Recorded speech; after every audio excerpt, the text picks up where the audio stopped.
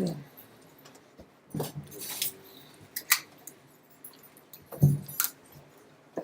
if that works. Thank you everyone for coming. I see a lot of new faces here. This is awesome. We have, I don't know, 30, maybe 40 people here. I don't know. I'm bad at counting. But yeah, let's talk a little bit about what we're going to be going over today. I really didn't describe well on the title what we're going to talk about. We're going to be talking about communicating between view controllers, how to pass data back and forth, and maybe dismissing view controllers, and we'll see the best way to do it. Now, there are a lot of good ways to do it and a lot of bad ways. We're going to talk about both.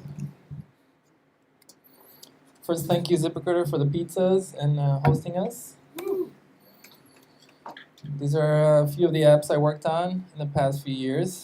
And we just launched ZipRecruiter Employer. Just want to acknowledge a mobile team here. Okay, we'll talk about delegation. And Garrick talked a little bit about that a few weeks ago at a small meetup at the Apple Store. And I'm going to get in there and maybe show a little bit more code and explain how things should work. And then we'll talk a little bit about how you could do the same thing with closures. And my favorite, Unwind Segues. If we have time, I'll touch a little bit of RxSwift. I'm not an expert. Don't ask me any questions, but but we'll see what it looks like and what you could do with that. So I'll start with code. Hopefully everybody can read what we're looking at right now. We have a view controller that conforms to a delegate protocol. This is how we're going to start using delegation. We should actually define the delegate before if it's our view controller, and if it's not, we just have to conform to it. And make sure that we set ourselves as the delegate, not just conform to the delegate, but actually make sure that we receive calls as the delegate of this object. And the last step is to just handle those events and make sure we do something useful with them. So we'll start as a view controller that is about to present another view controller. We'll present it via segue or code, and this view controller is going to be presented modally on screen. That means we can't go back using a back button because we don't have one unless we created one. And if we did, we need to make a connection between those view controllers so that they communicate and know how to perform this back button behavior or save or whatever this modal screen is about to do. And the way to do it is to use a delegate. We saw the code before. Right before we present the view controller or when the segue is formed, we're going to set ourselves as the delegate of this modal view controller. And this modal view controller can send us data. We saw an implementation of this method. It can tell us when it's done and when it's ready to be dismissed. Now this is a really important point. Modal view controllers do not dismiss themselves. It's a mistake. It's not the right thing to do. They don't know when is the right time to go away and how they need to do that. Whoever presented them, in a way, owns them and should be in charge of dismissing them. I know it's a common pattern for view controllers to dismiss themselves on a done button, but this is not the right way to do it. It works, but it doesn't make sense. Think about an alert controller. The alert doesn't know when it needs to go away. It needs to respond to a user action. And then inside the action, we can perform the dismissal. But the alert doesn't do it on its own. So we dismissed our view controller, and our presenter gets to keep the data. If we did a good job, we handled this method. We got the data that was sent to us, and we get to keep it even though the view controller that we presented is gone. Another way to do it is using closures. And closures are, I'll say, dangerous in a way. you have to avoid retain cycles, which is a little complicated and not straightforward all the time. It's not the topic we're going to be addressing, but we can look at it if we get there. So when you implement closures, don't just go ahead and write the code. Make sure you understand retain cycles, you understand memory management, and that we're not doing anything that could crash our app. I know it sounds scary, but that doesn't mean we shouldn't be using closures. They're actually a pretty good pattern, and I prefer it over delegates. Again, let's look at some code. All we have to do to have a closure, instead of defining a delegate protocol and then conforming to it and then setting ourselves as the delegate, we can just create a method or a function that should be responding on the presenter, and make sure that, I'm missing one line of code here, make sure that our modal has a property that has the same signature.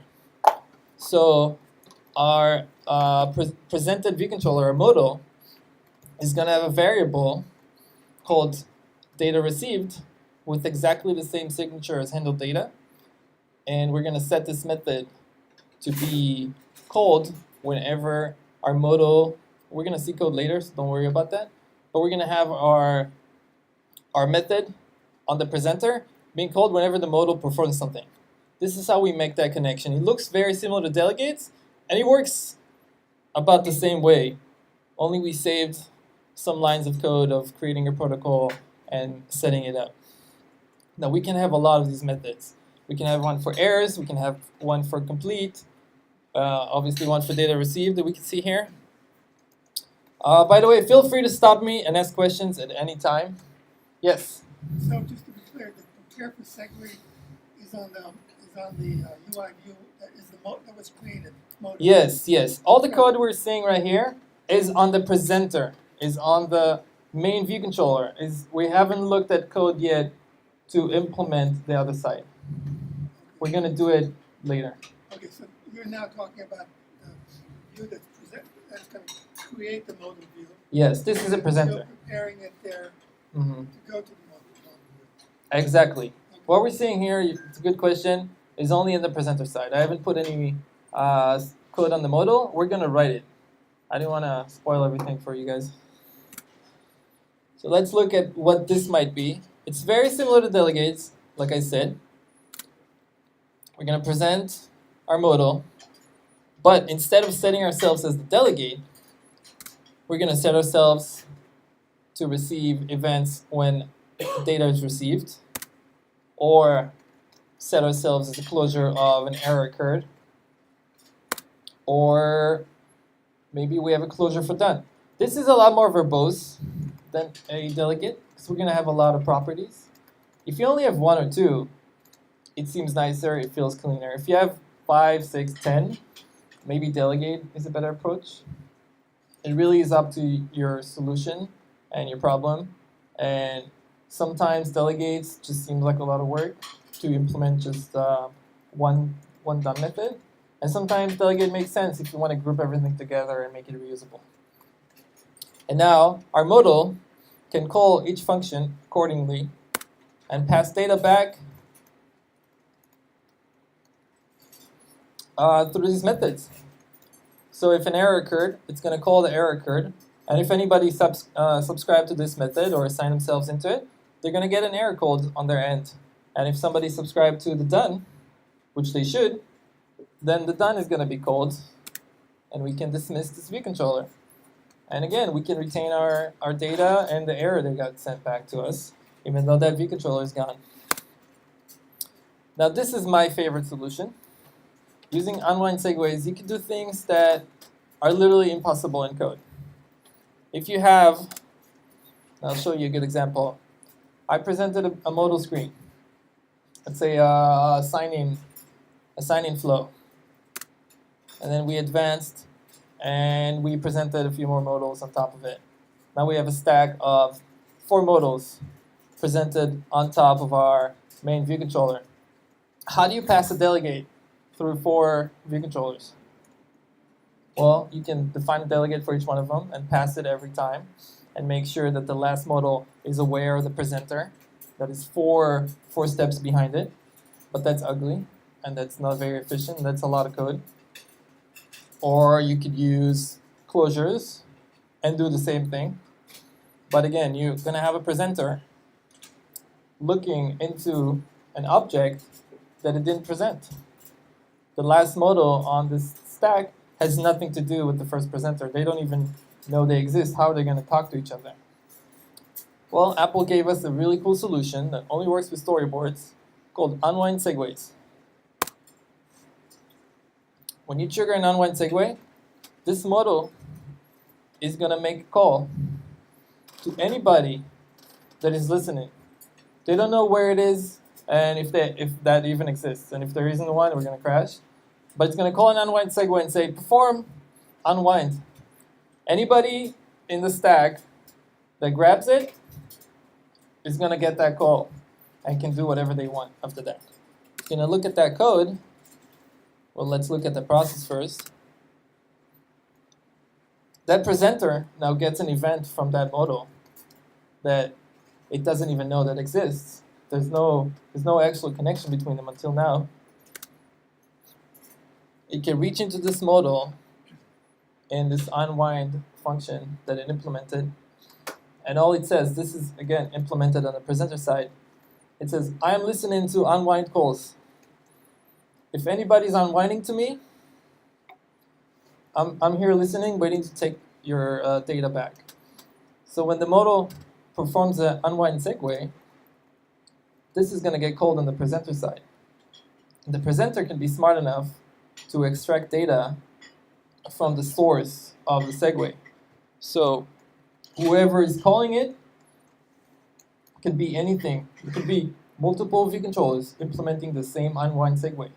You can unwind from any point in your app using just one single unwind segue. And as long as your root view controller or anybody in this stack is listening, they could grab that event and dismiss all the view controllers that are now presented. Yes? So does that mean that you could unwind to several view controllers potentially at the same time? You can only unwind to one. The first one that grabs that event is where you're going to be unwinding to. That means that if you have a sign up and a sign in flow, the root view controller can only listen. Well, you can listen to as many unwind segues as you want. You can have multiple. But if you only listen to one and you don't care about dealing with them separately, you can just implement one unwind method and call it from either the sign in flow or the sign up flow, and they're both going to go to the same place. And that is the magic of unwind segues. The beauty of it is that there's no delegate involved. We don't have to pass the presenter forward in time into 4 modals and make sure that each one of them is aware of where they're coming from, where they're going to. Same with closures. We're going to have to define exactly the same closure 4 times and make sure that every time a modal is presented, pass in that closure forward. This saves us a lot of work. It's also very dangerous. If we don't design it properly, it's going to crash. If the modal on the top of the stack is calling unwind and nobody's listening, the system's going to crash because it's looking for an implementation of this method that does not exist anywhere. So self.data is the presenter's data store, and you can just grab from the view controller, whoever was calling it. Now, I was using my view controller, but we could use a protocol here, for example, so that it doesn't really need to know who is calling it, just what kind of data they're sending back. There are a lot of cleaner solutions to this problem, and this is some demo code, don't copy from it. But as we can see here, our presenter just reached into my view controller without having any connection between them and managed to grab data back from it. This is the beauty of unwind segues. And another thing, unwind segues will automatically dismiss the view controller for you. Yes? Well, I just want to clarify my own understanding. Sure. I think of the unwind as the go-to. In other words, if I created a stack of views, Mm-hmm. I can just, and I have an unwind that is called Unwind A and another one called Unwind B in the original. I can go to A or B from the same mode of view, or I can, if the stack of them go to A, any one of those can jump right to one of those. And I can also have an unwind, let's say, in one of the intermediary views, so it can jump down one. So my assumption is that when it's jumping down, it's looking for the nearest one first. Is that correct? Okay, let me just repeat the question, make sure everybody heard. That's right. The question is, can we have two unwind segues on the presenter? And it is yes. We can have, instead of calling it unwind, you can call it sign in complete or sign up complete. And you can have two different segues. And you can implement them anywhere in the stack. And the first one is the one that's going to get called. So if during the sign up process you have another view controller that implements sign up complete, then we're going to unwind to that segue, to that view controller instead. So it's the order of creation that. Yes, it unfolds the stack, it goes back in time until it finds one that implements it. Apple has a really good talk, very techy, very deep. I don't know if you're interested, but if you want to know how segues work, they explain how you can manipulate segues. If you have a child view controller in a container, the container needs to grab segues and then decide which child needs to accept them. So it needs to iterate through them and ask them, do you implement this unwind segue? If so, here, take it. Or if it's a generic unwind segue, it needs to know which child to be presented or switched to or shown when the unwind occurs. So unwind segues are very complicated and very cool. Be cautious not to abuse this mechanism because you could get lost in your code. Give it proper names and make sure that you don't create them all over the place and then crash because some view controllers just don't implement them. Yes?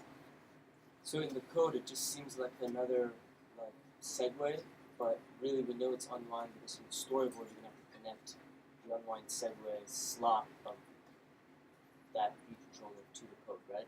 Yes, we'll see it later in the storyboard. An unwind segue is a segue. You are correct. On the modal side, it will implement, if you implement prepare for segue, it will get called. So an unwind segue behaves almost the same as a regular segue, just in the opposite direction.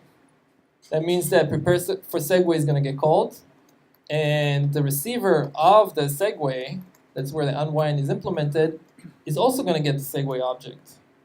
But on this side, instead of using the destination, we're going to find out who the source was, because we're going in the opposite direction. Usually when you perform a segue, you go forward, you're looking at your destination. But right now, we are the destination. So it's important to make that distinction and understand which direction we're going. You mentioned an Apple talk. Was that one of the WWDCs? Yes. You Yes. remember which one? I will look. I can look it up. But it was, I think, 3 or 4 years ago. Any questions on this side? I have. Yeah, one question. Yes. So, what's about naming? Does it have to be named online? You can call it anything you want. And we'll see later in the storyboard that name is the name you're going to see when you create a segue. So make sure that name is unique and that it makes sense. Because I don't know if it's a bug or just the way storyboards are implemented. Once you create a segue, an unwind segue, it's going to appear on all your view controllers. And you have to know if they implement them or not. And I'll show you how it looks when we create a storyboard project. Are there any questions on the left side?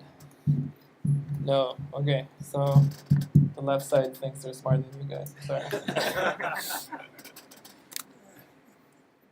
Okay. Let's do some code. Let's open storyboards. Let's create a new project. Okay.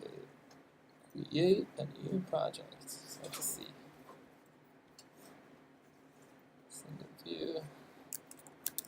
Segues. Okay, I'm just gonna leave the default, create a new project. Maybe I should mirror the screen. Let me.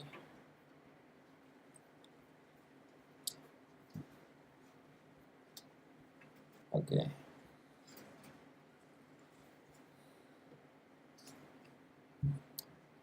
So we have a new project, and every project you create with a single view will have a storyboard in it.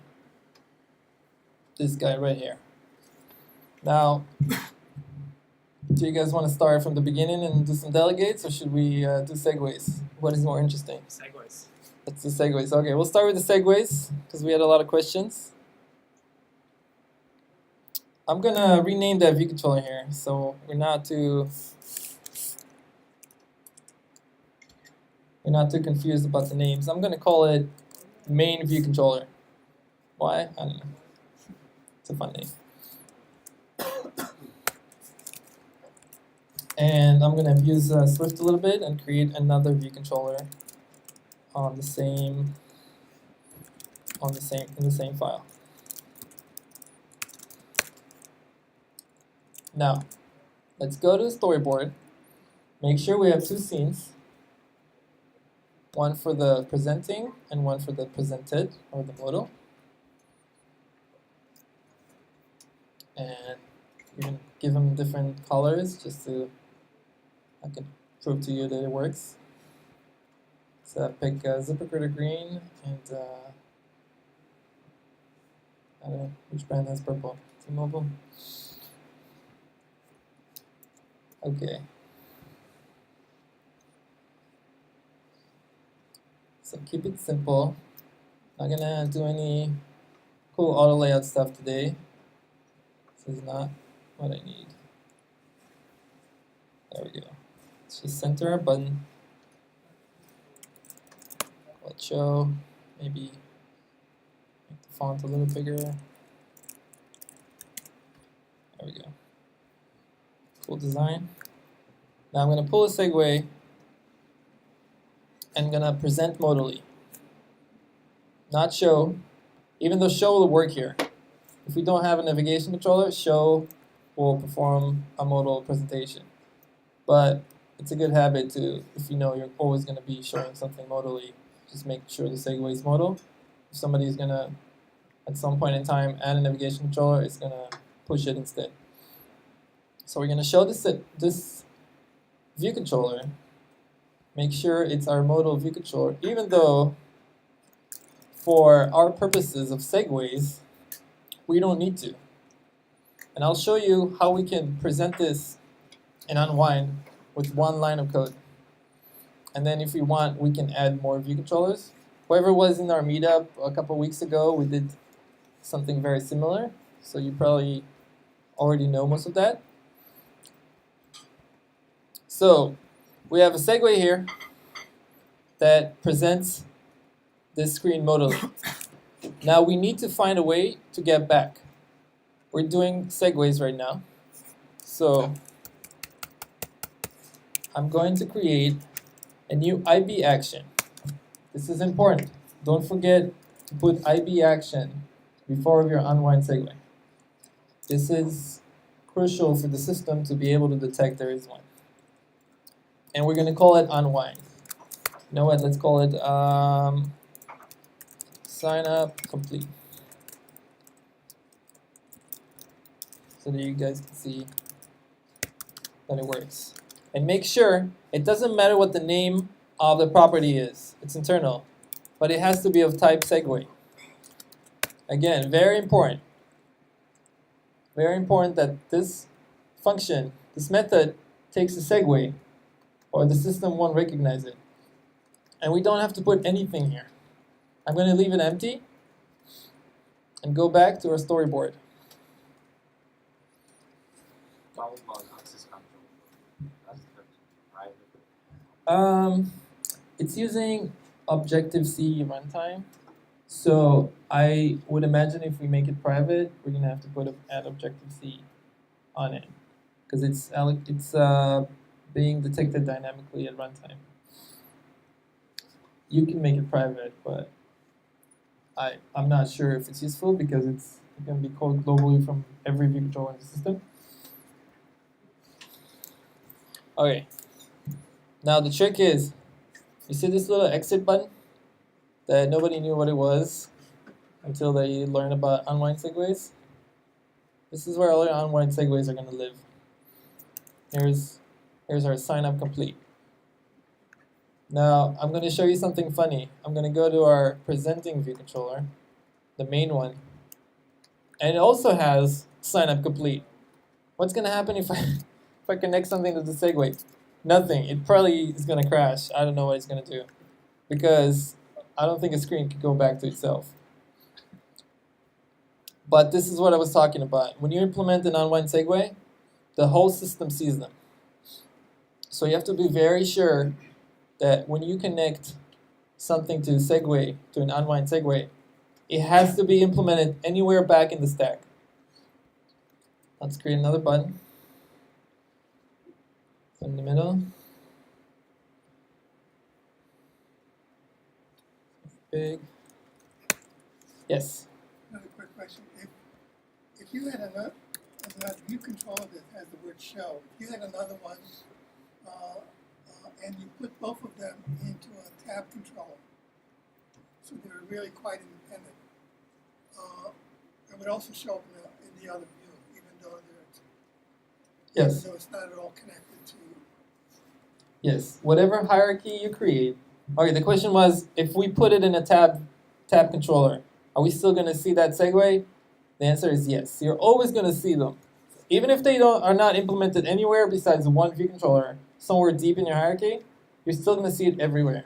So does that mean that, so if I wanted to go to the other view, the other element on the tab, I could put a UI, I could put an unwind, IB function there, and I could jump from the one that got the word done in it right to that one, even though it was not part of that stream.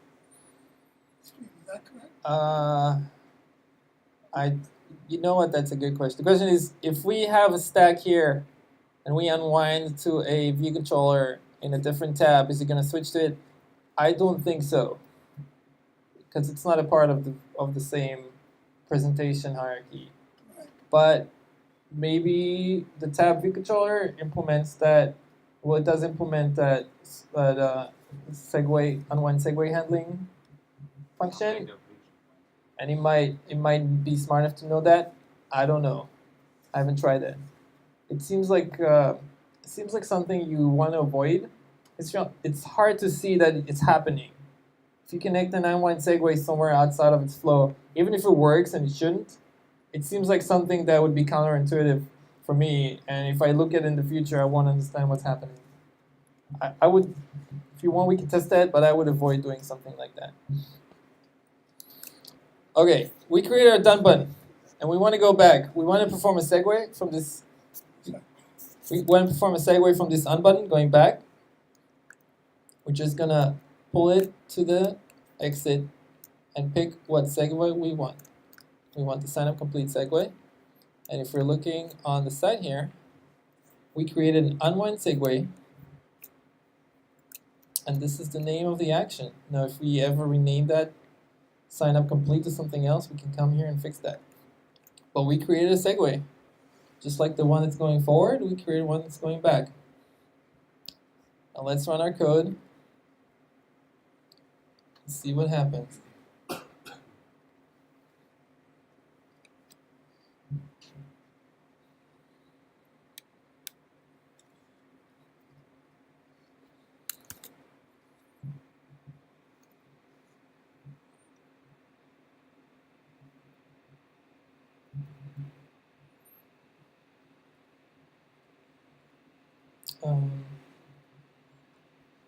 Okay. There we go. Here's our show button. Presenting this. If we hit done, going back.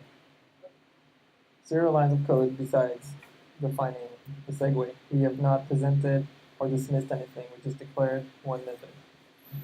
Does anybody have any questions before we move on? Okay, cool. Let's talk about delegates. If you have more questions, we can always go back to segues later. Don't be afraid. But let's talk a little bit about the different ways we iterated and what's the right way to create a delegate. That is very important. Delegates are simple because most of the time they're provided for us. But if we create our own delegate, we have to make sure to follow these rules or we're going to create a retain cycle. So we're going to start at the end. We're going to define a delegate for this modal view controller. Delegate. It's a protocol, not a class. But I am going to add the word class here. Can anybody tell me what this does? Does anybody know what the word class does when I declare it on a protocol?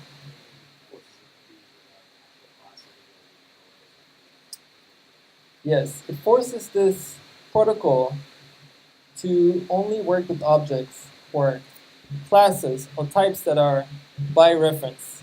It means that when you assign anybody to be a delegate, you won't make a copy of this object.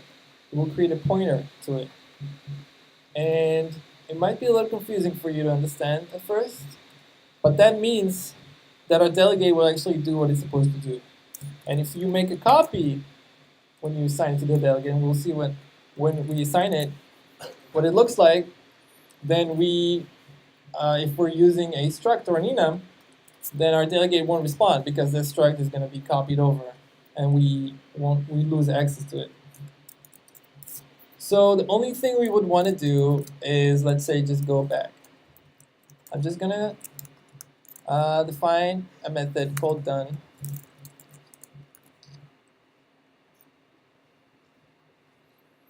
And that's it. This is a protocol. We don't have to implement it. We just have to require it for somebody else to implement. Now the next step is to make sure that our modal view controller holds a pointer to whomever this delegate might be. So we're going to create a pointer to a potential delegate. And I'm going to add something else here. We're going to make sure it's weak. Can anybody maybe give us a little explanation of why we're using weak here? Exactly. Weak is going to create a weak pointer, meaning this delegate object is not going to be owned by the modal view controller. If we remove the weak, whoever assigned themselves to be a delegate will now be owned by the modal view controller. And when this modal view controller goes away, our delegate can go away. But what if our delegate wants to go away before that? What if whoever is implementing this delegate was dismissed and it's gone and there's no way to access it? But since it's the delegate of a modal view controller, it won't go away until this modal view controller goes away. And usually, a modal view controller is going to be presented by some other object. They're going to own each other. And this is what's called a retain cycle. This object is presenting the modal view controller, and this modal view controller is holding a reference back to main. And they're both looking at each other, and nothing can go away anymore because they're both stuck in a retain cycle. So again, it's complicated. I don't want to go even more into it because we can spend a whole day talking about retain cycles. Just make sure that whenever you declare delegate, it's weak and is of type class. Now, we're going to prepare for segue, and we're going to make sure that we set ourselves as the delegate of this modal view controller. We're going to look into our destination.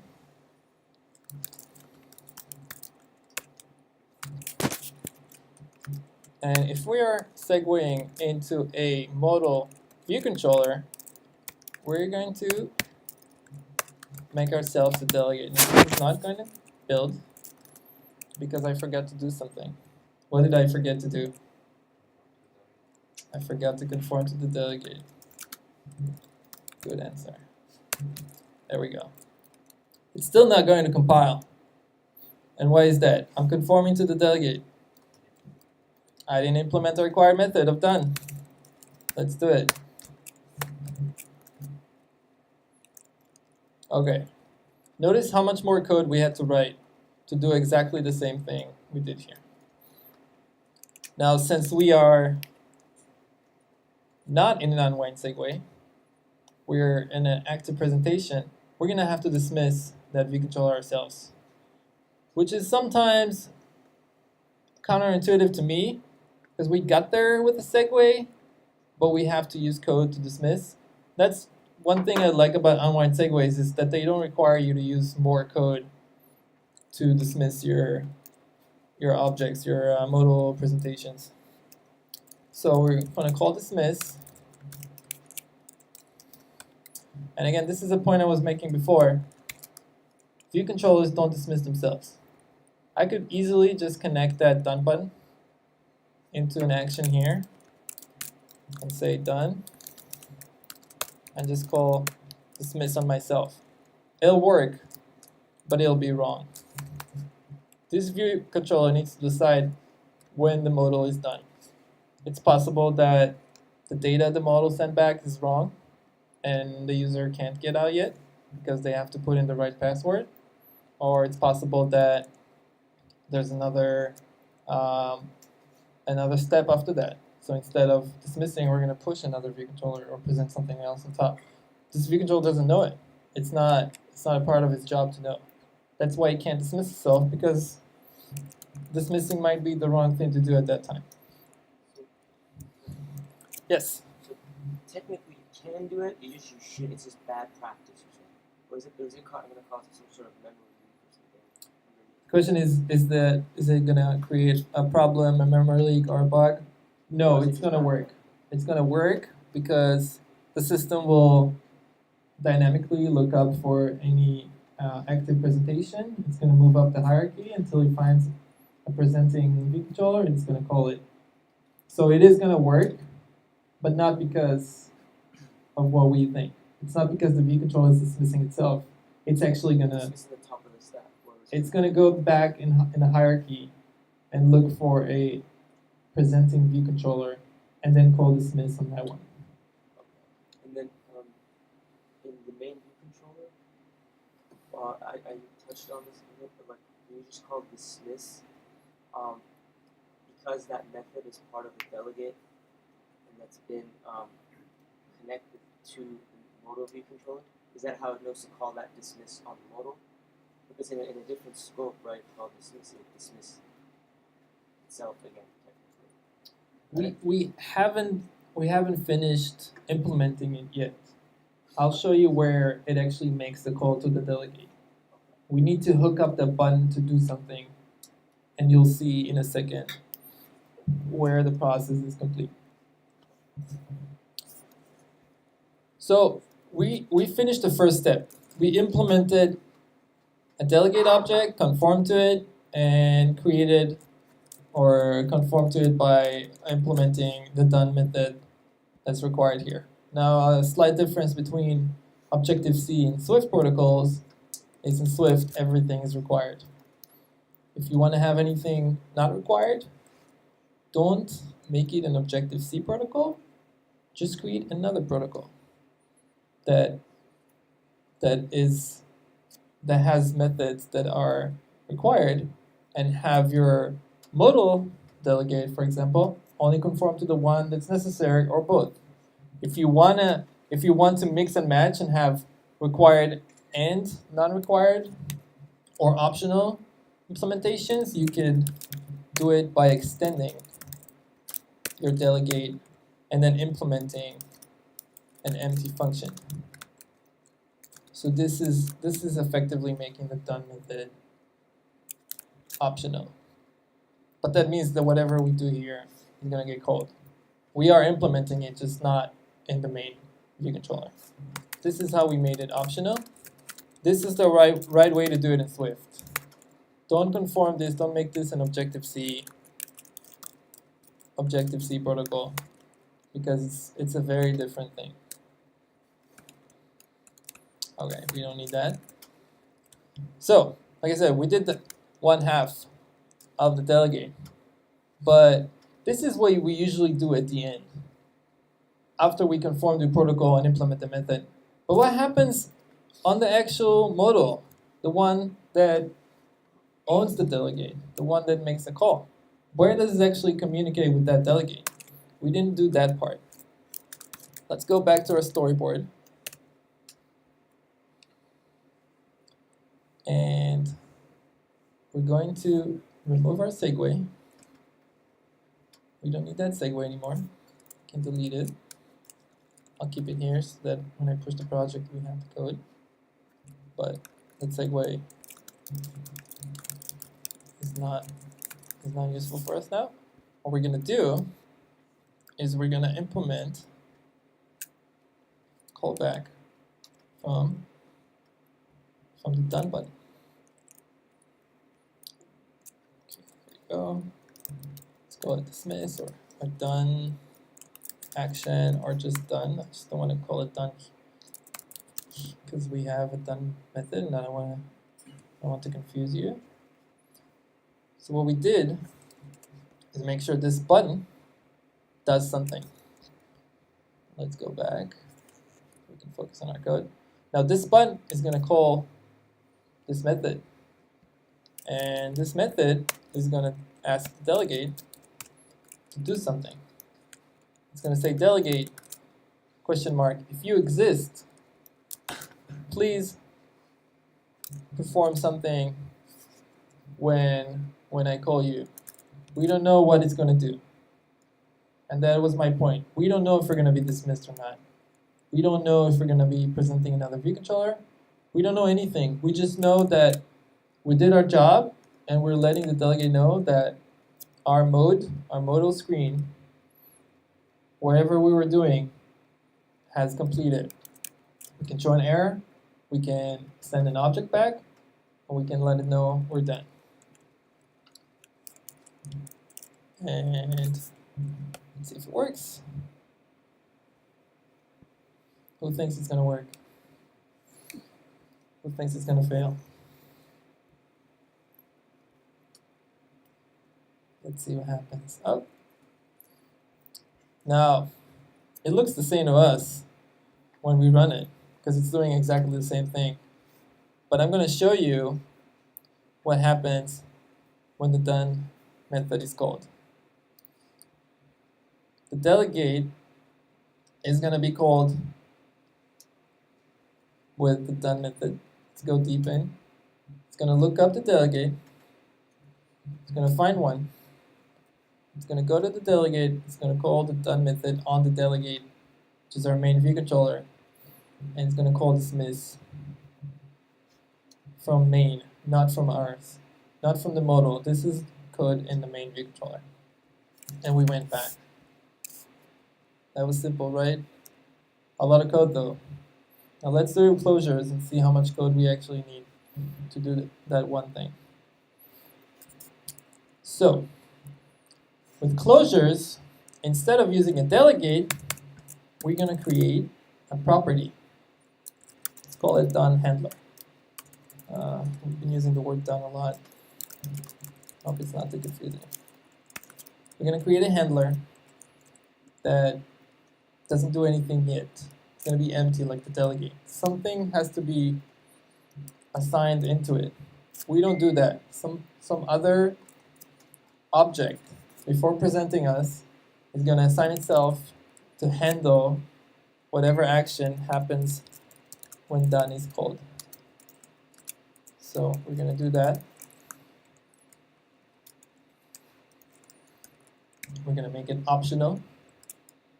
Otherwise, we're going to have to put a value here when we initialize our view controller. But since nobody yet assigned it themselves into it, then we can't really put anything here. If we want, we could do that. But that, I'm not sure which one is better. Does anybody here have any opinions about whether we should use an optional? Yeah. Okay. There's probably a big debate about that somewhere. I agree with the optional approach here.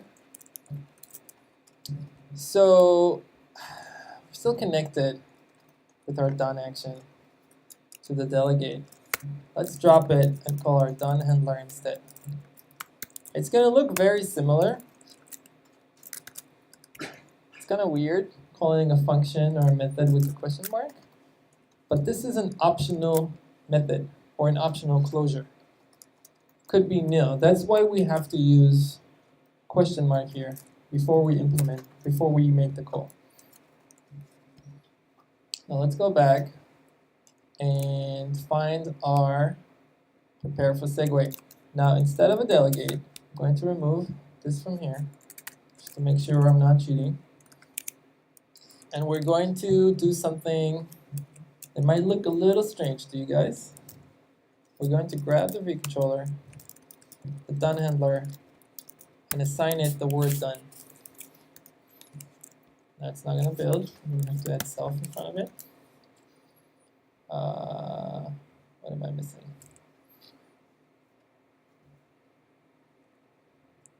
Signature of done handler is not the same, right? And it would be. I think just take void out of it. Yeah. Friends, point friends. Yeah, am I supposed to do it the other way? Yeah, I think just like that. It's the word void. I'm using 9.3 beta. Thought they solved all those issues. Okay. Do I need to return void instead? Is that? No, I think that's.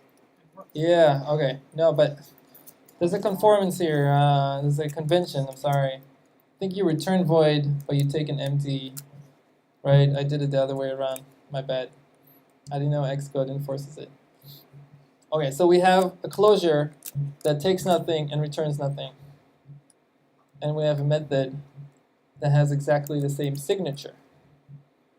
So what we're doing here, we're assigning a pointer to this method into this closure. I know it's weird, but it works. Let's run it and see if I didn't break anything. You know, it might help if you put a print statement. I mean, that's what I do. Yeah. I dropped a lot of print statements. I know exactly what You guys can see my code. You know I'm not cheating, right? Oh. Stopped here. Now we're going to drill into it. We're going to look and see if there's anything assigned to this optional. Yes. Oh. And we got cold. For some reason it doesn't drill into, so let's just skip the debug. There we go. Well, by the way, I heard a comment here, put a print. There's an easier way to do it. You can add a breakpoint. And in the action, change it into a log message. See that? And then says, and then you can put whatever text you want in there. And if you check this automatically continue, it's not going to stop at that breakpoint. I didn't have to change my code. I didn't have to run it. I right click, exactly, edit breakpoint. You can add actions to breakpoints. This is much cleaner and much safer than adding prints to your code. You might forget them and ship them to production. There we go, we got cold. Now I can disable it. I didn't have to change my code to put breakpoint in there. Does anybody have any questions? Yes. About memory. So with vController and done handler, it's possible to provide the closure, have a reference, like a weak reference to self. And here is assigning itself this done function. How is it working this memory? You know what? That's a good question. I remember a few months ago or a couple of years ago, they were talking about it and saying this potentially could create a strong pointer to self. I don't know if it changed with Swift 4 or not. We can test it. But if you are worried about creating a retain cycle, let's just assume it does create one, because honestly I don't know the answer. I'll show you how to implement a done handler without creating a function. So let's say I don't have a done function ready for me. I have to implement the code myself. So what I'm going to do is I'm going to assign a closure into this property. And what I'm going to do in this closure, I'm going to do dismiss. Now this is not going to build because we are trapping self implicitly. There we go. Implicit use of self. That means we have to put self here. And the reason it's an error, not because we've done something wrong, because the compiler is reminding us that we are creating a retain cycle. The compiler is smart enough to know that we might have a problem here, and if we put self, we'll remember that we're trapping self here, we're holding a reference to it until this done handler is being nailed out. Since nobody ever nails out this done handler, it means we are creating a retain cycle. We're pointing into view controller, but view controller is through this done handler pointing back at us. The solution is to make self weak. Another solution, and then I have to put a question mark right here. Another solution would be to put unowned instead. Now what unowned is going to do is crash if self is not going to be there. So you have to know how your application is going to work, and you have to know that the main view controller is never going to go away when this done handler is called.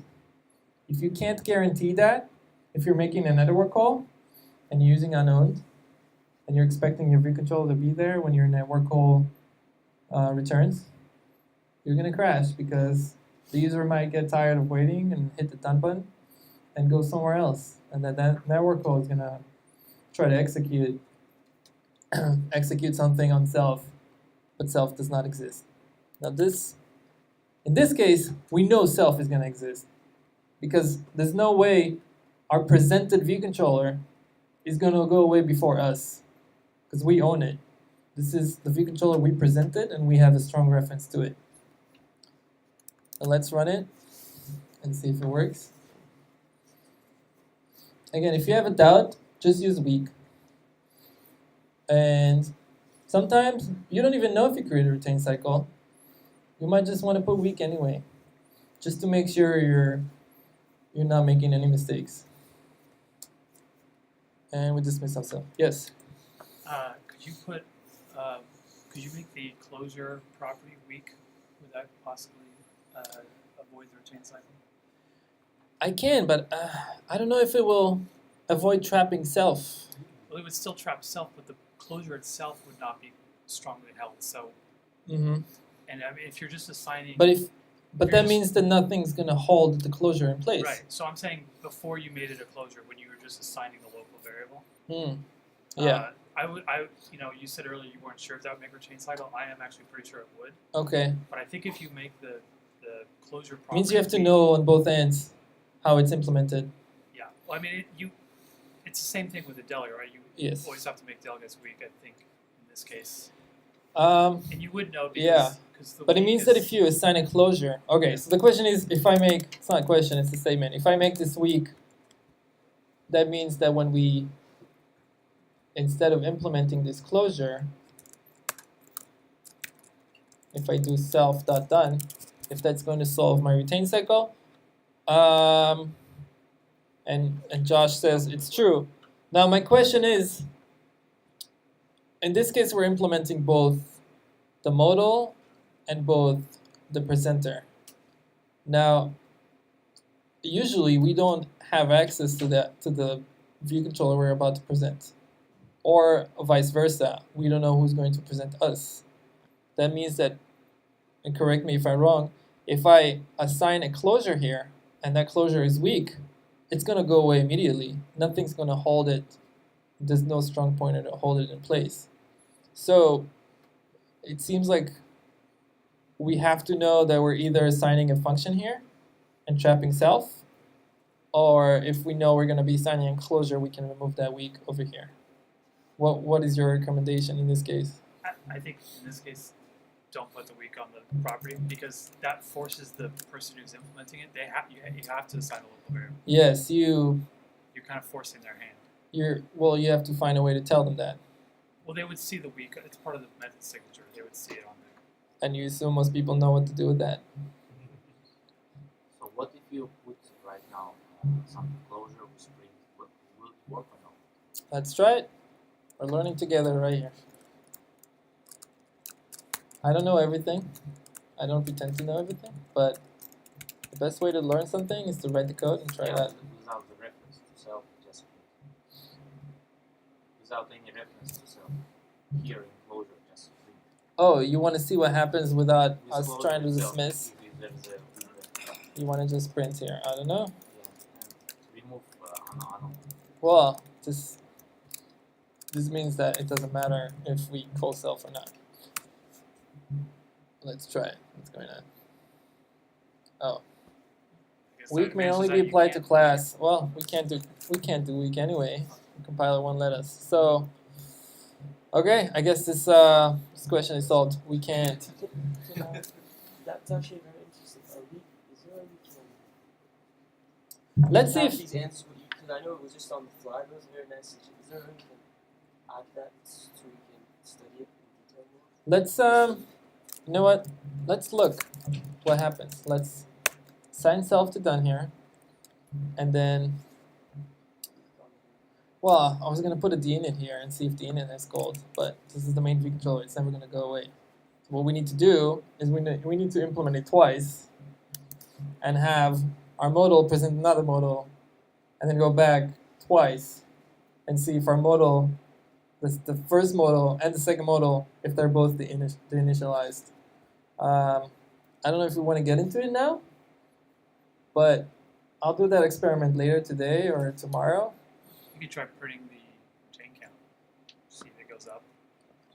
At what point do you want to print a retain count? Maybe right before the prepare. Right here. Do you still have access to retain counts? Not in Swift, but you can do it at the debugger. You can set a breakpoint. Yes. Just trying to find out if that assignment to self-done creates a retain cycle. Yes, we are trying to find out if there's a retain cycle here. You may want to go through it. I can tell you for a fact that I know because I had to solve that last week. Oh, okay. So there we go. We have an answer. We don't have to do any research. This will create a retain cycle here. What is the solution? What would you recommend doing here? Well, closure will work. You can also put just an instance like closure if you don't want to do anything different. You can have the closure right here with the weak self, and then call the function. Say you need to Yeah. Okay. I wonder if we could do something like that. Yeah, you can do that right in line. You can't put the weak on. So the weak has to be on the self and not on the actual. Yes, Where we goes are. the weak from done. Yeah. Any suggestions? Maybe make weak self somewhere. Why don't you run the memory graph after you dismiss and see if it's still. Okay, we kind of diverted from our topic. I'm having fun. I just don't know if everybody else is. So I'm going to run it and look at it, and then we'll be done. Because there are a lot of people here who are losing maybe patience a little bit and are not interested in what we're doing. Okay, so done. Now we'll look at the memory graph and see if we're going to look to see. Well, if we create a retain cycle, technically we can't create a retain cycle because main is always going to be in memory. So again, we can't really test You were it. right when you said earlier we'd have to make another modal. Yeah, And okay. dismiss both of them and see if the middle one is still there. Okay, That's this- the only way to test I'm it. closing this issue, and I want. Unit tests that clock that. Yeah. After the fact. Okay, does anybody have any questions about unwind segues or regular segues or about delegates? Yes. The So you write an unwind segue just as if you would write another segue, right? Because I mean, to me, I don't know, because I don't usually use, to be honest, full disclosure storyboards. I just try to do as much code as I can when I do It's it. okay, we're not judging you. Yeah, but yes, Just a little. a little bit. I'm kidding. No, so like you know how you wrote the code for the segue, and then all of a sudden it showed up on all of the views. You said that was true of all unwind segues, but like, what was it? The fact that when we were calling or we were assigning that segue, it was we called the source instead of the destination, that it knew that particular reference, like behind the scenes, was for an unwind segue because we want to go to the source, or Okay, let's. So the question was, how did I know to use the source and not the destination? Is that part of your question? You're asking about how the storyboard, when you click on the exit button, it shows you the segue. How does it know that segue is an unwind because segue? when you wrote the code, it looks like any other segue. Okay, let's look at it. Let's dig deep into unwind segues. They're hard to grasp, to understand at first, I know. So let's look at them. Let's even put everything else in comments so that we don't get confused. We have our unwind segue here. We put everything else inside our class. We commented out everything else. Okay, we'll just focus on this piece of code right here. We defined a method which, with whatever name we gave it, that takes the segue, takes the storyboard segue. This is all we had to do. Now, considering that we're dealing with segues, we really do need to understand what is happening when we define this method. So the first thing that is happening is Xcode is going to scan our code and see that there's a signature that matches a segue, as an unwind segue, and it's going to add this name into all of our exits. That's the first thing that's going to happen. Now, we can do two things. We can connect buttons or cells or anything that has a target action into this exit segue, into this unwind segue. Or we can connect our view controller and create a manual segue. If we pull from our view controller into our unwind segue, we're going to create a manual segue. And if we build, Xcode's going to let us know we created a manual segue right here. Segues initiated directly from view controllers must have an identifier. Manual segues are not triggered by actions, they're triggered in code. That means that we have to give them an identifier to be able to call them. Let's call it dismiss. And then, actually, unhook my button from the action. Let's do it. Let's plug it in again. What is that? There we go. So I'm going to show you how to trigger a segue in code. It's going to make it a little easier to understand what is happening. We're going to take our done action and hook it up. Now I'm going to perform a segue. Just like going forward. Actually, our view controller doesn't even know which direction it's going. So from our view controller perspective, we could go forward or backwards, it doesn't matter, we don't know. We just know we're going to perform a segue, and the segue itself will know what to do. That's what segues do. They know how to handle themselves. That's the beauty of segues. You don't have to, the view controller doesn't have to do anything with segues, they just work. There's no code involved and there's no bugs involved most of the time because we didn't have to write anything. Now we're going to test it, and then we're going to go deep into the chain of what's happening here. So we're going to call show and when we hit, let's put a breakpoint, and then we hit the done action. There we go. Look at that. We're performing the segue. Let's continue.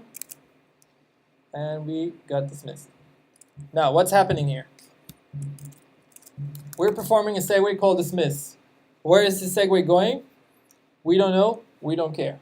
All we have to do is make sure that the identifier matches the name on the segue. Now, the storyboard knows where the unwind segue goes. And the big difference between regular segues and unwind segues is that regular segues instantiate always a new view controller. Always. If you have a segue and you go back and you hit that again, you're going to create a new view controller. You're never going to go back to the same view controller because the segue will always create a new view controller for you. Unwind segues will always dismiss a view controller. Always. So one creates and one, well, destroys is a little harsh, but one dismisses view controllers. So if you think about it this way, one goes forward in time and one goes back. One goes up in the stack and one goes down in the stack. So this controller, this view controller, this modal view controller is now being presented, doesn't know that this segue is going to dismiss it. So on this view controller only, from its perspective, we can call prepare for segue and ask who our destination is going to be, even if we're going back. Again, it doesn't know we're going back. It can ask the segue, are you going to be a main view controller? Remember, this prepare is a global function. It means that every segue going forward or back is going to be called from here. That makes our implementation very simple because we always have to just look at the destination. And if we are going to main view controller, either a new instance or we're going to dismiss ourselves and go back to the main view controller, I want to send you something. Now I haven't shown it yet. I thought it was maybe a little too advanced, but using unwind segues, we can either push data to where we're going, or we can pull the data, which is the example I showed, when we go back. So in this example, in the sign up complete, Might be something that talking. I'm sorry. Might be kind of access. Yeah, let's send something back and then we can see how it works. So in this example, we're either going to pull data from our modal. Let's just put whatever. Let's just go back to the old school. Okay, so we don't know what that string is going to come out of this end because this view controller hasn't looked at that string just yet. It could be anything. So when we implement our prepare for segue from the modal view controller, we can have the same behavior and always pass that string, that data, into the next view controller. So this one is going to have an object, a property, and we're going to inject. I'm going to inject our data back into the view controller that called us. Oops. And the beauty of it is that this view controller doesn't need to know it's going back. It's pushing, again, from its perspective, we know better than it, but from its perspective, it's pushing data forward. It's injecting it into the next view controller in the hierarchy. We know we're going back, but it doesn't matter. And that's the beauty of unwind segues. They go both ways, but If you go forward, you just push that. exactly. Now I'm going to show you something that I mentioned before. I'm going to create another protocol here. I'm going to call it data container. And it's going to contain an object named data. That's a good name, right? And every view controller that implements data container will have one. There we go. You know what? We can make this one data container. I'll show you how cool that is. This modal view controller can push data into other modal view controllers, and it doesn't even have to know. And I'll show you how that looks. This is our data container, and we're gonna create a data container object here. So, what I did right now, I know I moved a little fast, so let's go back. I created a protocol called data container. Any object that conforms to data container has a property. I forgot to do that. Has a property that can be set and get, of course, named data. And the beauty of this protocol is that we're decoupling our view controllers. Remember I told you that you can unwind 4 view controllers back, and these two view controllers don't even have to know about each other? How can they talk if they don't know the other one exists? This is the solution. They can talk in a language that's global without knowing each other's types. All they have to do is ask, are you a data container? Can you accept this object? If so, here, I have some string to give you. And this is exactly what this is doing. So let's see if it builds. There we go.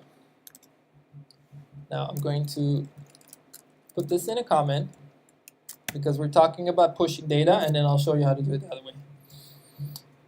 When we hit data action, we're going to perform a segue called dismiss. Now that's a bad name. You know why? Because this view control doesn't know it's being dismissed. So let's change that just so that we're not confusing ourselves. Let's call it send data.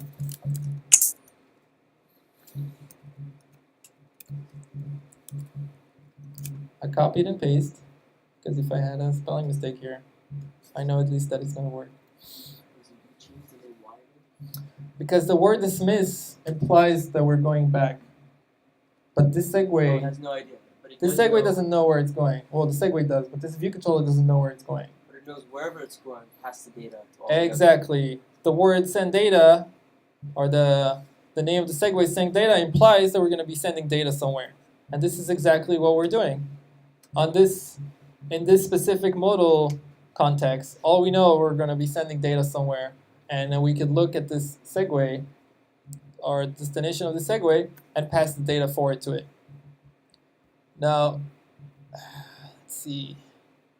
I'm going to implement this just because I want to print the data.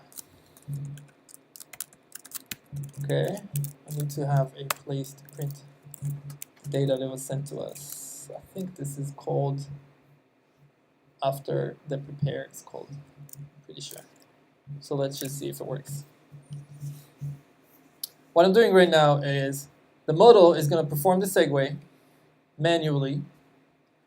And right before the segue is executed, all view controllers implement prepare for segue, and that's their chance to inject or to do something with the view controller that's about to appear on screen.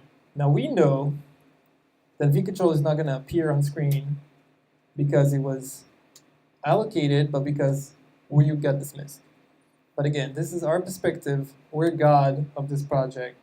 And we have to remember that those view controllers are not as smart as us. But all view controllers are going to know that something is segueing, something is going to be presented. Well, you know that a segue is going to be performed, Yes. and you choose to override prepare for segue to do something with that segue. Was that your question? Yeah, but I thought that, oh, okay. I mean, because I've used that before. before, but I guess so. What you're doing is because every view controller will override prepare segue to check if it's getting it's a view controller that has implemented data container, and since all of them have, then all of them will receive. Will get triggered, right? Okay, the Because question is if all of them are going to have to implement data container. will all of them get notified? No. That's what you're saying. So we are at a point where we know we're performing a segue. Yeah. Because we know we're performing a segue, we know we have a chance to intervene and do something with that segue. We don't know if all the view controllers we're going to be going to are going to be data containers. That is why Check. we check. Yeah. And the reason I didn't tell you, I changed that from let to var is because we're going to be changing a data container. And since data container does not have to be a class, it could be a struct, it could be an enum, it could be any type in the system, Sure. we have to make it a variable so that we can manipulate it. If we make it a let, it's not going to let us set any data on it. Yeah. Okay. Now the beauty of protocols is that they wrap that functionality for us. We don't know what's behind the data container. But if there is a data container, it could be a class, it could be anything, we're going to inject data into it. So I thought you were saying everybody gets notified, but I mean I'm used to like what you're saying. If that's the view controller that's being segued, then then it will trigger its prepare for segue since we've overwritten it, and then Yes. we'll do whatever. Okay. Yeah. And then Exactly. going back to my first question, so the manual segue that you showed, right? We could manually segue forward only then, right? I mean, technically, can't we segue to a different view, except we'd just be creating, like you said, another instance every time we segue? So the question is that going back or forward, or can it go both ways? So what we created is a segue. We know that segue is going back. It's going back Yeah, we know because of the design of because which we view- created it. Yeah. Exactly. Like I said, we're God of this project. Sure. We know everything, hopefully, because we wrote this code. If somebody else wrote it, we're not God anymore. But since we know everything, we expect the segue to go back. This model doesn't know anything. It only knows about its own universe. It only knows about what it is aware of. And it's only aware of itself and of a data container. And that's the only things that it could do. Manipulate itself and access the data container. And like I said, because it doesn't know if we're going back or forward, it doesn't matter. The prepare for segue is going to work either way. Because even if we're going back, our destination is where we're going to. Right. No. So my question is, okay. So the unwind segue is a specific segue. It's pretty much the same, except with the caveat that it will go to whoever is the last one that has an unwind. Whoever is the last view in the first. stack. The first view in the Yes. stack down. Yeah. So That from will this perspective of the model, it is exactly the same thing. Yes. But we know the difference. We know that it's going backwards instead of forward inside. So okay. So then, you know how it shows up in storyboard in the exit, but under the exit button, Mm-hmm. defined in our code. Yes.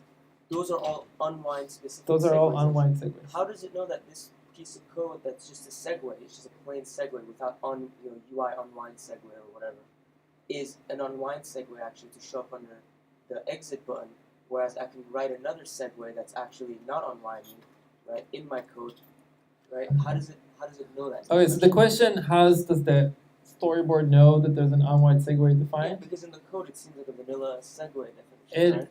Well, we created an IP action. You have to follow this exact pattern. You have to create an IP action that takes an object of type segue.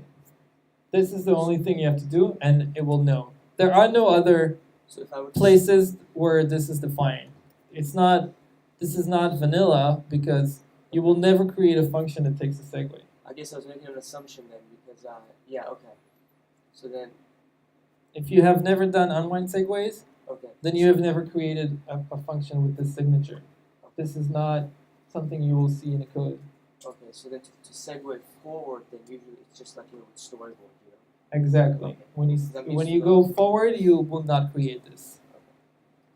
Okay, so Is it possible to have multiple unwind segues with Yes. the same name? with the same name, not in the same view controller, but multiple view controllers can implement the same unwind segue with the same name. Yes. But when you choose, you might miss. Well, they're all gonna be looking as one, even though they're Yeah. defined multiple times. The thing is that, as we mentioned before, if multiple view controllers implement the same segue, the first one going backwards, the first one that implements it is where the segue is going to be executed. So if you reuse that name and you want to go farther ahead, you can't. I mean, farther back, you can't do it. You have to use a different name. Okay, what we change here from our initial unwind segue is that instead of pulling data, we're pushing it into main. Let's run it and see if it actually works. We're going to show our segue, clear our code, call done, and print got executed and printed hello world over here. So we officially created an unwind segue without even knowing we're going back into a previous view controller, and we didn't even have to know where we're going, as long as this view controller implemented data container. Yes. So did we just create, by going back, did we create a new main view controller? You said that. No, this is the difference between regular segues and unwind segues. Unwind segues do not create view controllers. They always dismiss them instead. Forward segues, regular segues create, unwind segues destroy. If that helps you think about it. Does this one know it's an unwind segue? Who's this one? Who are you asking about? This segue that we're performing. The send data segue? Yeah. Okay, so we have to look at it from different eyes. It's hard to understand it at first because we know everything. But we have to remember we are dealing with multiple objects, and these objects are dumb. They don't know where the segue is going, and they don't know what object is going to come next. They can ask, they can try to find out, but they don't know for sure. And also, they don't know if the segue is a regular segue or an unwind segue. And what we're showing here is that it doesn't matter if it's a regular segue or an unwind segue. We can treat it exactly the same way from the perspective of the modal, from the perspective of the view controller that performs that segue. Now, if we perform the segue that's going forward and creates a new view controller, if that view controller also takes data, and we probably would want to do that because we're dealing with a flow, either a sign-up flow or a different kind of flow, and the user entered some text, we would want to pass that text somewhere where it could be used to do something. Print it on screen, send it to the API. Yes? Am I correct in assuming that the performance segue with the identifier send data was defined in the storyboard and it was pointing back at the main view controller? Yes. We created a segue from the view controller. It's not something like that. We dragged in from the view controller into the sign-up complete segue, which is an unwind segue. It's a manual segue. Any segue you create from a view controller has to be triggered in code. And what we did is we named that segue. We found it here in the list of segues, and we gave it a name called send data. Now this modal view controller doesn't know anything about this segue besides its name. And that's what I was trying to show, that even if we're using unwind segues, we don't really have to do a lot of work to get them to behave the same way. We just have to make sure that we implement prepare for segue if we want to push data.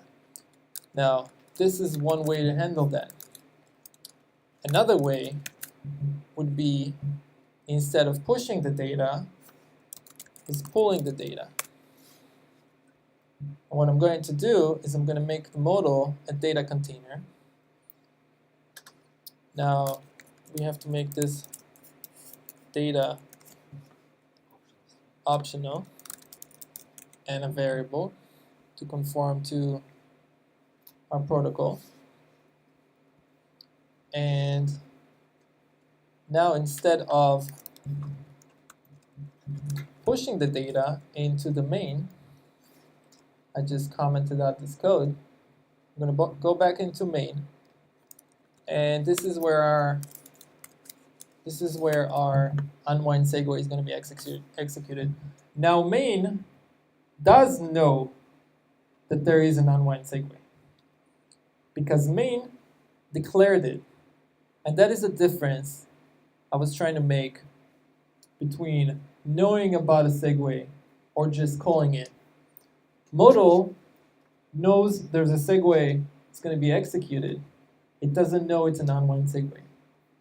Main declared this unwind segue, and by knowing that, we know that our view controller got dismissed, and before it goes away, we have an opportunity to take something from it.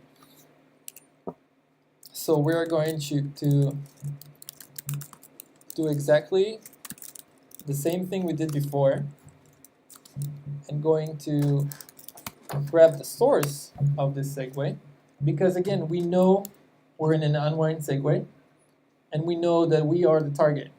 We're the view controller that we went to. This is the only time you're probably going to ever use source with segues in an unwind segue. Data container. And actually, I could use a let here. Why can I use a let here? Can anybody tell me? Exactly. We're not modifying that data container. We're just pulling from it. So we're just going to take the data, and now we're going to print it.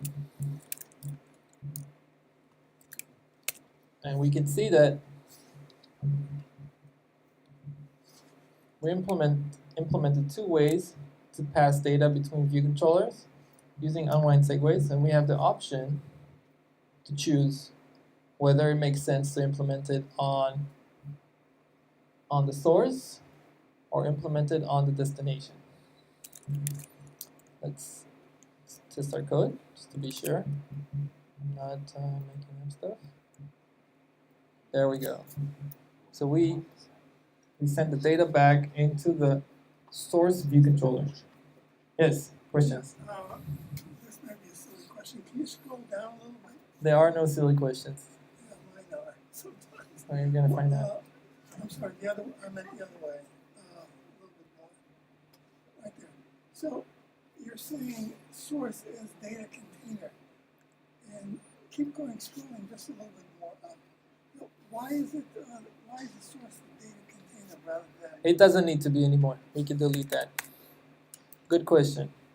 It does not need to be a data container anymore because nowhere in our flow we require it to have an object called data, because it's only pulling. It's not being used anywhere else to access its data object. But why isn't the source the model view control? Why is it the data container? So the question is, why is the modal view controller a data container? Why are you referring to the source as the protocol rather than the class, the model view? Oh, you're asking why we're using data container here. Right. Okay, that was the same point I made before. We switched the direction, but we still want to decouple our view controllers in a way that makes our code reusable. Okay, Now, so- for so example, that makes it more general. it So makes it attaches generic. To the protocol rather than the particular view.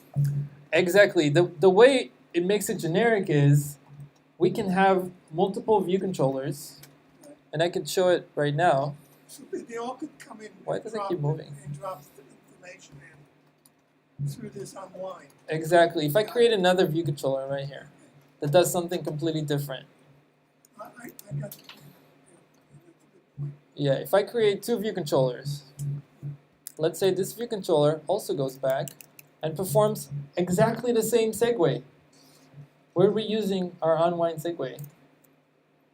And So you're not stuck with the particular view on the view control. yeah, exactly. So I'm going to create another button. And I'm going to That's great. add some constraints here. Show detail. Let's create another view controller here. Whoa, Xcode. What happened to my zoom? Okay, let's make this one. Where's my view?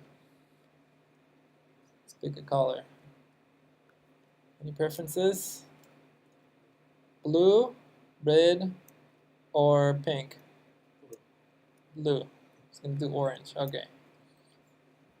Or blue. You know what? We can't do blue because our buttons are gonna be invisible. We're gonna have to do orange anyway. So we're creating another view controller. We're gonna present it modally as well.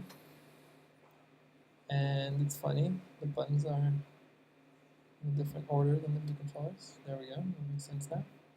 We're gonna copy the done button. We're gonna center it. I hope your apps don't look like that. And I'm going to make this done button call sign up complete. So this one doesn't even have any code in it. Right now, this view controller doesn't even have any class. It's just a generic UI view controller. My code is, everything is still gonna work. Now the difference is that our sign up complete is gonna get called either way. Doesn't matter which view controller we're coming from. But if we're coming from a data container, it's gonna work. And if it's coming from somewhere else, it's just not gonna do anything, and our data is gonna be nil. So the new view controller you made, the orange one, is not a data container, right? Exactly. It's not a data container. It could be in the future. You'd have to implement a class for it. Yeah. Let's present it. It's the orange one. It looks a little reddish to me. And the data is nil. We just printed it and nothing came out of it. Now if we create, we can actually assign it to modal, but if we create another modal number 2, let's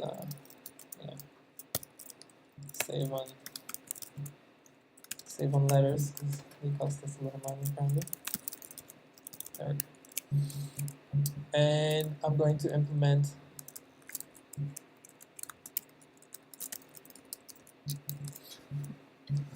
another modal. And that's all I did. I didn't put any logic here. It's empty. All I have to do, that's the hardest issue, by the way, working with storyboards. You have to remember to set the classes of everything. This is probably the biggest bug you'll ever have, is view controllers don't do what they're told. You don't know why. Yeah. Okay, we're running again. I'm showing our detail screen. Let's clear this nonsense. I hit done, and now we get goodbye world. And you can see that I have zero code in my app. All I have is a property. And we still are able to present the view controller, dismiss it, and still take data from it and present it and print it on screen. This is how easy and how comfortable storyboards are and segues are. They save you a lot of code. You know, Apple mostly tested their storyboards, and I say mostly because there are bugs, but you don't have to test the code. You don't have to write anything, and you know it's gonna work, and you can just open it and look at it and know exactly what is happening. Now, unwind segues are not obvious. They're hiding. If you look over here, it says unwind segue. If you look over here, it says unwind segue. But you can't see them unless you go and drill down into the view controller. That's the only thing I would change, is make it a little more obvious. Maybe put an object here, or yeah, make the view controller let us know that there's an unwind segue coming from it. Does anybody have any questions? I don't know if we have time for RxSwift or not. Yes? Just a quick one. So back in the main view controller, when exactly does that unwind segue function get called? For example, like prepare for a segue to get called as well? Yeah, that's a good question. But let's see. We have multiple functions that are going to get called on the way for a segue to be executed. The first thing is the perform segue. It can either be executed for us if we connect it to the button, or in the other case that we have a manual segue, we're going to call perform segue in code. The next thing that's going to happen is the prepare for segue. A view controller is going to be initialized for us. We don't have to do anything. We get a view controller, and I'm pretty sure the view did load not get called yet. That means that in your prepare for segue, and somebody please correct me if I'm wrong, never access IB outlets. Don't try to set a label on your destination view controller, because it might not be there. And also, that's not your label to set. Always just access properties that are not outlets. And easier way to do it is just have a setter, like an actual function called set property on your destination, so that you don't access anything you're not supposed to touch. And that keeps your code very clean. If you want to even abstract it even more, data containers or any kind of protocol that just has a setter or a bunch of properties that are exposed to you but nothing else is, keeps your code very clean. You don't have to know where you're going or where you're coming from, just what you're passing forward and backwards between your view controllers. Now, after prepare is called, you prepare your view controller, you set whatever you need on it, or pull whatever you want from it. In the case of unwind segues, the dismiss will occur, and your unwind handler or your unwind method will get called after prepare for segue. This is just for unwind segues. If you're doing a regular segue, after prepare, you're done, and your view controller will be presented on screen, and then you can start doing things in view did load, and view will appear. I'm not sure if we want to do RxSwift right now. Well,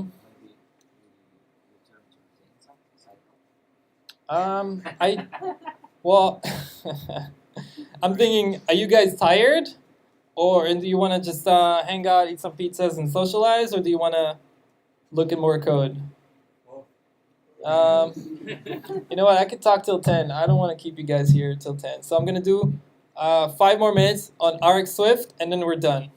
Okay? So I'm just going to open the terminal. I just wanted to show you what it looks like. Again, I'm not an expert, so I don't want you guys to feel like I'm going to teach you everything you need to know about RxSwift. Let me just create a plot file.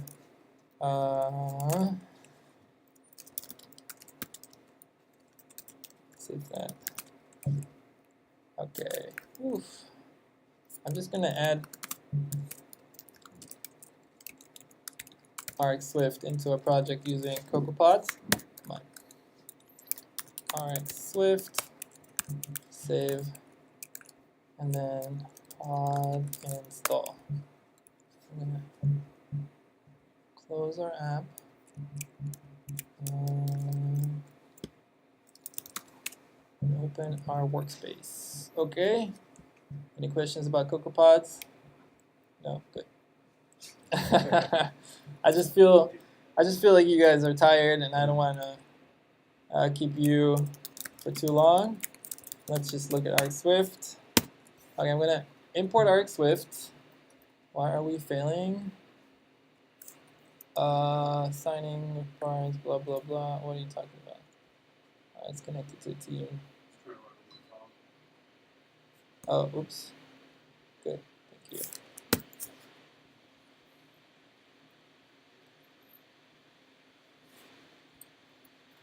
It's gonna find it in a second. So while it's building, it's good to take its time. Who knows how long it's gonna take?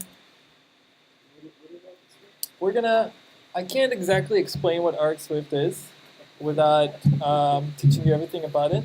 But RxSwift is a third-party library that uses reactive functional programming to transfer data and manipulate it.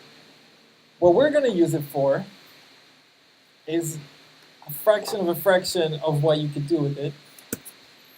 Is to communicate between two view controllers without creating a delegate and without creating a closure. And we can use an unwind segue to perform the dismissal, but that is not the way we transfer the data. Any questions? So, okay, we build our project. Let me show you what it looks like. We're going to create what's called a variable. We're going to keep it private. I'm going to create an object, data variable. That is a container, a generic container that holds any kind of data in it. Let's make it optional, put a nil here. Okay, so I created, this is an RxSwift object called variable, and all it does is holds data. This is all we need to know, and this is actually all I know about it. So. Now, well, if you look into the implementation of it, there's some thread safety stuff, but other than setting a value, it doesn't really do anything. This implementation is pretty simple. But, yeah, this is boring. This is just generic and thread safety stuff, which is important. But what it does do is return an observable, which is how we're going to listen to this object. So I'm going to I'm making it a private setter. That means we can get it outside, but nobody can set anything into this object. Is an observable into our data. Oops. Lazy bar. It needs to be lazy so that we can access self here. We're going to access data variable and take an observable from it.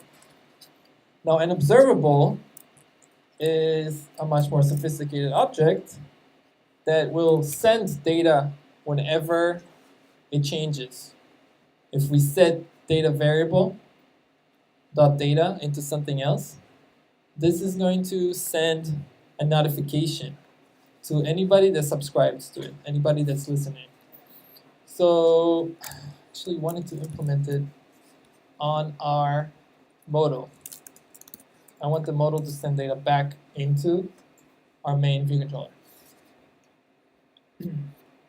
Okay, so our modal has a data variable, same as this one, same type actually, and it has an observable that I want our main view controller to listen to.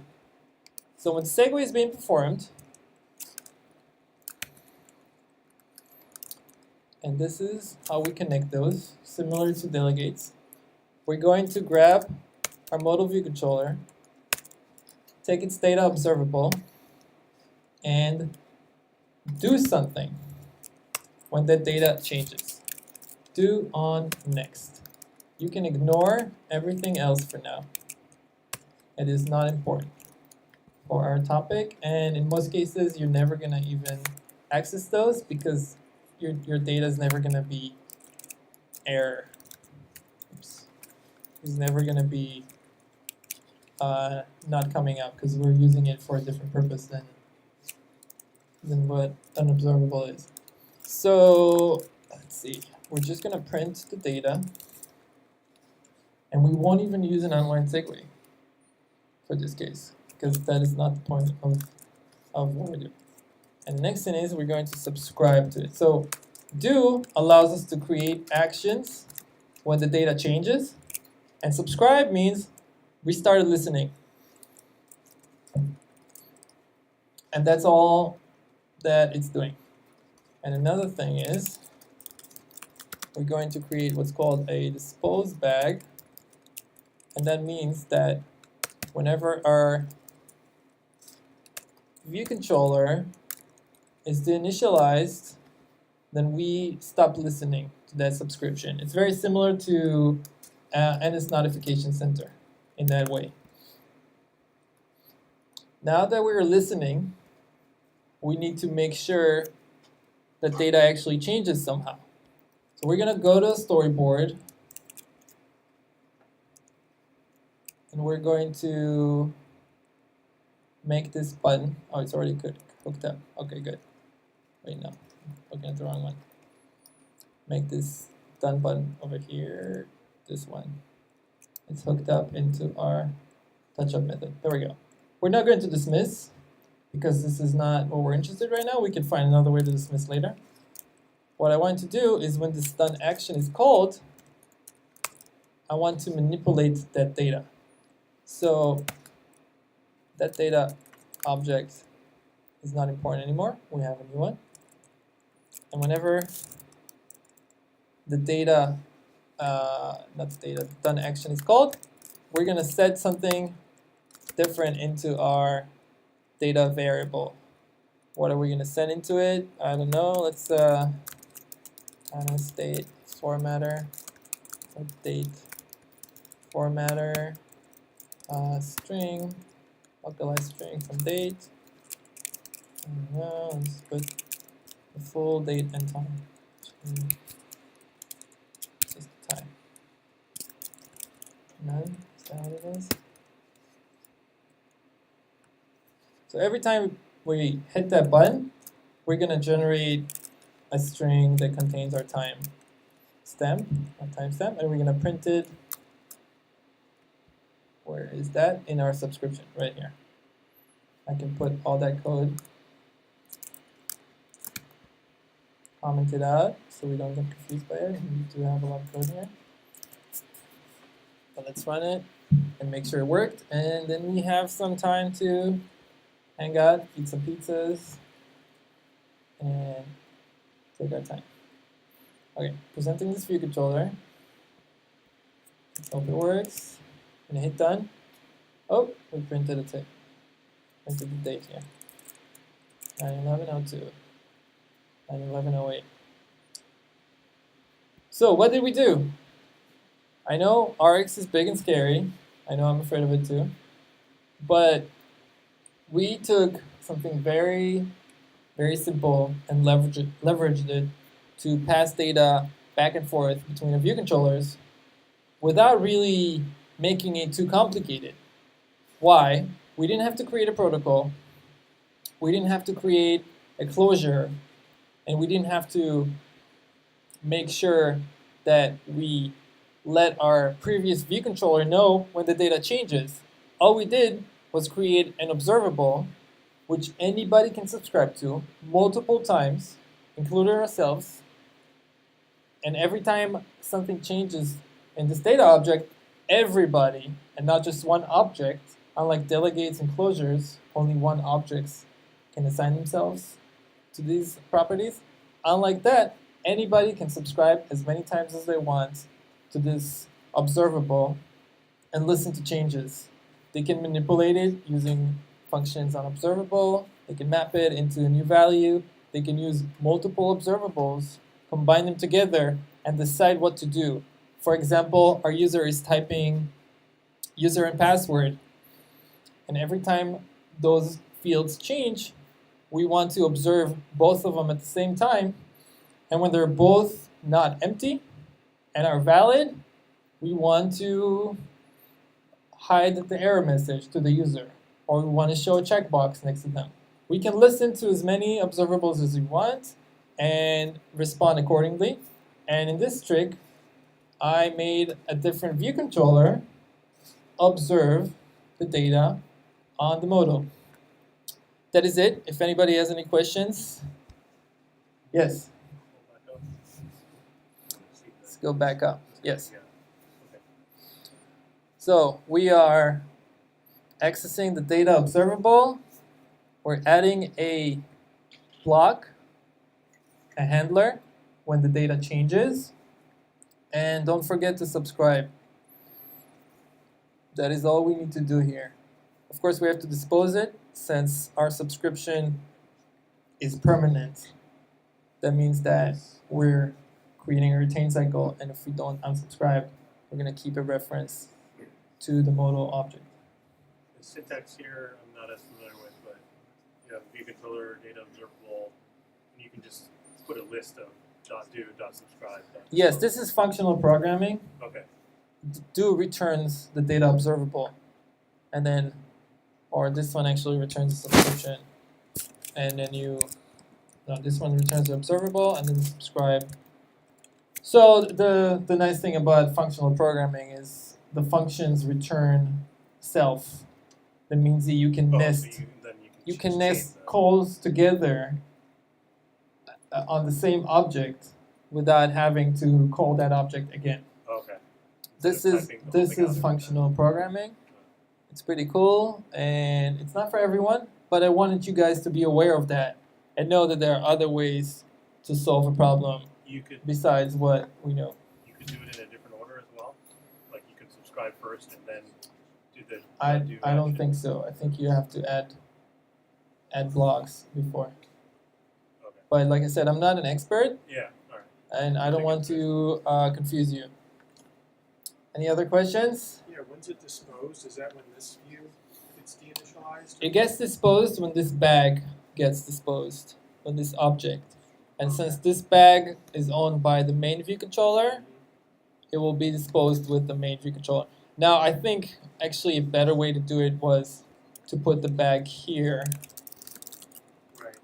and dispose it when the modal goes away, so that we don't have to. All right, it's called the view. We're gonna use. It's a good question. We can, in this case, again, I'm not an expert, but when the modal goes away, we want the subscription to go away as well, Right. because this main view controller is never going to go away. Super cool. That saves a lot of calls. Yes, we use that a lot. It's a lot cleaner than passing delegates back and forth. And I don't know if it's the right way to do it, but it works for me and I like it. Okay, anyone? Last questions before we go eat some more pizzas and hang out? Okay, we're good. Thank you everyone for coming, the ones who survived. And I'll see you in the next meetup.